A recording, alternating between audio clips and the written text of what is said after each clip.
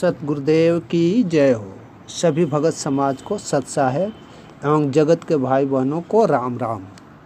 संत रामपाल जी महाराज के नाम से चल रहे सारे नामदान केंद्र, चाहे वह देश में हो या विदेश में हो, के संबंध में इस वीडियो के माध्यम से आपके समक्ष प्रश्न खड़ी की जाएगी कि ये नाम दीक्षा केंद्र असली है या नकली।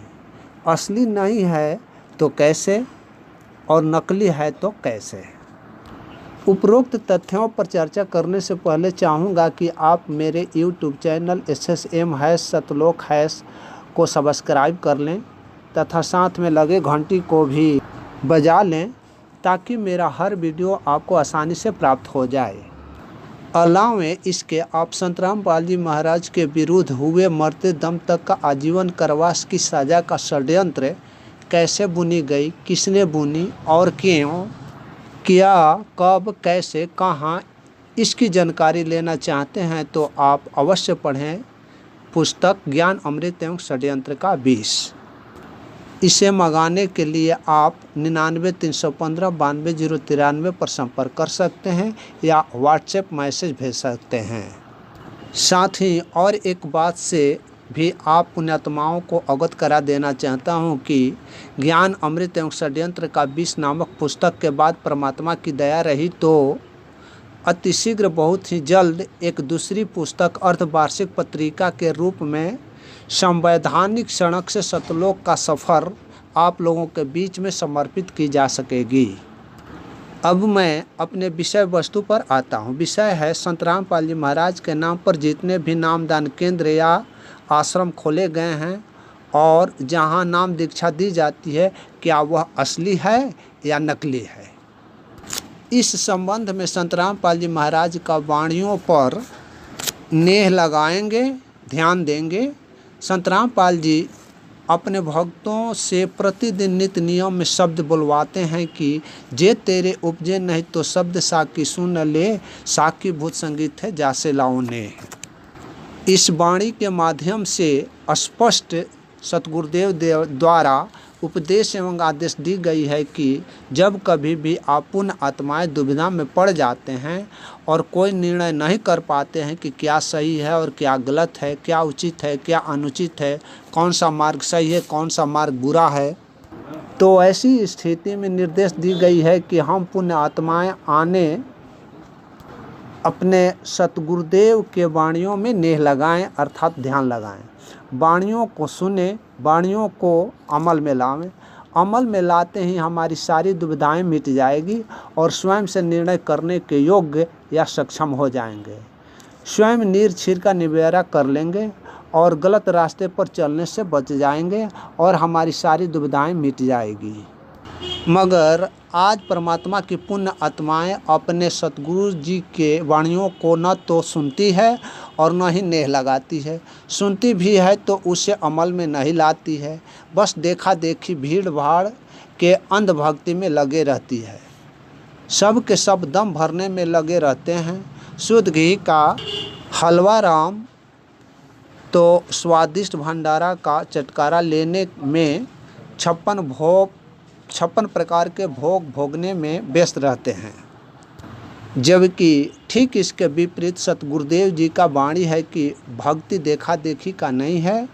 किसी जीव को देखकर नकल कर लेने से भक्ति नहीं बनती। भक्ति तो जीव से सतगुरु करवाता है। जीव में ऐसी ताकत कहाँ जो सतगुरुदेव जी के बिना भक्ति कर ले। सतगुरु रामपाल जी महाराज ने अपने वाणियों में खुद ही कहा है कि भक्ति तो ये रामपाल दास कराएगा, किंतु आज भगत समाज सतगुरु से भक्ति नहीं लेकर राष्ट्रीय समाज सेवा समिति के गुंडों के झांसे में पड़कर फर्जी नाम दीक्षा अनाधिकारी से हासिल कर भक्तिमय होने का दम्भ भरते चलते फिर रहे हैं। किंतु सतगुरुदेव जी के वाणियों को, उनके बताए मार्ग को नहीं अपनाकर अपना सर्वस्व निछावर मुनीन्द्र धर्मा ट्रस्ट के गुंडों, राष्ट्रीय समाज सेवा समिति के गुंडों, आयासियों, व्यभिचारियों, बलात्कारियों के हाथों सुपुर्द कर देते हैं। फिर भला किसी जीव का मोक्ष इन गुंडों के हाथों कैसे होगा। संत रामपाल जी महाराज ने अपने वाणियों में स्पष्ट कहा था कि राष्ट्रीय समाज सेवा समिति मेरी नहीं है। राष्ट्रीय समाज सेवा समिति मुझे न्यायालय जाने से रोक रखी थी। वे मुझे जान से मार देना चाहती थी। मैं आश्रम में छुप कर बैठ गया, इसलिए मेरी जान बच गई। अब जरा सोचो, सतगुरुदेव जी के इन सभी वाणियों यानी बयानों को सुनने जानने के बाद भी आप भगत समाज अनसुना कर कान में तेल डालकर घूम फिर रहे हो। फिर सोचो आपकी भक्ति कितना प्रफुल्लित है।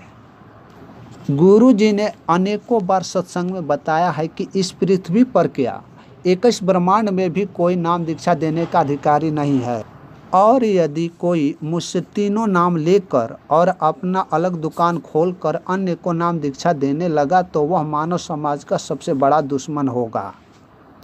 नाम दीक्षा देने का अधिकारी नहीं होने के कारण वह स्वयं तो अपना कर्म फोड़ ही लिया, 100-200 का भी बोझ अपने ऊपर लेकर अपनी दुर्गति करा ली। यही नहीं, गुरु जी ने यहाँ तक भी कहा है कि जब तक गुरु जी इस पृथ्वी पर रहेंगे नाम दीक्षा दिया करेंगे। गुरु जी के सतलोक जाने के बाद भी कोई गुरु नहीं होगा। गुरु जी का इलेक्ट्रॉनिक शरीर रहेगा जो टीवी पर चला करेगा, उसे नाम दीक्षा भी दी जाएगी, मगर ये प्रक्रिया तब की जाएगी जब सतगुरुदेव अपना पंचतत्व शरीर छोड़कर सतलोक चले जाएंगे। इसके लिए व्यवस्था की जाएगी, किसी को अधिकारी बनाया जाएगा। मगर ये राष्ट्रीय समाज सेवा समिति उर्फ मैनेजमेंट वालों ने, चंद कुकर्मियों ने माया अर्जित करने के लिए, अयासी का भोग भोगने के लिए संत रामपाल जी महाराज को षड्यंत्र करके आपराधिक जुर्म में फंसाकर गुरु जी के विरुद्ध गवाही देकर मरते दम तक का आजीवन कारावास की सज़ा दिलवाकर अपने रास्ते के कांटे को हटा माया के पुजारी राष्ट्रीय समाज सेवा समिति और मुनीन्द्र धर्मा ट्रस्ट के गुंडे, मैनेजमेंट, व्यभिचारी, बलात्कारी, स्टेट, जिला, तहसील, जिला, मोहल्ला कोऑर्डिनेटर भारत समेत पूरे विश्व में लगभग 620-30 जगहों पर नाम दीक्षा केंद्र खोलकर संत रामपाल जी महाराज के नाम पर फर्जी नाम दीक्षा देकर परमात्मा के पुण्य आत्माओं का बहुमूल्य जीवन को बर्बाद कर रहे हैं। उनके संचित भक्ति को फर्जीवाड़ा करके लूटा पिटा रहे हैं। उनके गाढ़ी कमाई के 10वां अंश तो ज्योति एवं पाठ प्रकाश के नाम पर तो रामायणी आदि के नाम पर लुटाई कर रहे हैं। इतना ही नहीं, परमात्मा के पुण्य आत्माओं के शरीर का खून एवं देह तक को भी पीने से ये दोगले राष्ट्रीय समाज सेवा समिति मुनीन्द्र धर्मा ट्रस्ट के गुंडे कोऑर्डिनेटर तो केंद्र संचालक बाज नहीं आए। भगत समाज को अब जागने होंगे, आवाज़ उठाने होंगे इन बलात्कारियों के विरुद्ध, क्योंकि जितने भी नाम दीक्षा केंद्र संत रामपाल जी महाराज के नाम से खुले हैं वहाँ बलात्कारियों का अड्डा है। वहाँ नादान कमज़ोर बच्चियों का शरीर शोषण किया जाता है।